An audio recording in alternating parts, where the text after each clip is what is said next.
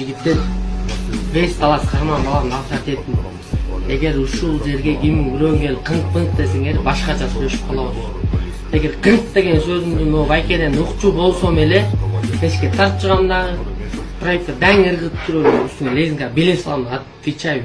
5 таласын чакырып келем арасында. Мен 5 бишкекти чакырып келип өлтүрүп коем. Так что сөзүң байкап сүйлө да, мен бир эле жолу сүйлөйм, 2 жолу сүйлөйм. Любойун келгиле чачырат коем. Надо вес Кыргызстандын карманын келип бир эле удар, бир эле атка салып болду. Кыңк-пыңк деген укчусун отвечаю, бля, жеп коем. Сен ошондо Чат базардын смотришь? Кара суу, Манас, Чат базар үчөөнүн карайсың, э? Карайм, аны старт еттим. Бирөө кыңк деген эмес. Транспорт этсем, смело өтүп кетем. Көчөдөн кимин тоссом, любой алып кетет тааска.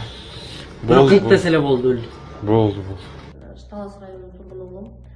Жанагы соц тармактарда тарап кеткен ОПГ боюнча, ОПГ деген видеодогу сүйлөгөн бала менин балам. Ал 2018-жылдан бери наркопсихологический учетто турат. Ал өзү оорусу кармап калган кезде өзүнө отчет бере албайт. Ай сайын лечение алып турабыз. Күчтүү дарыларды ичип турат.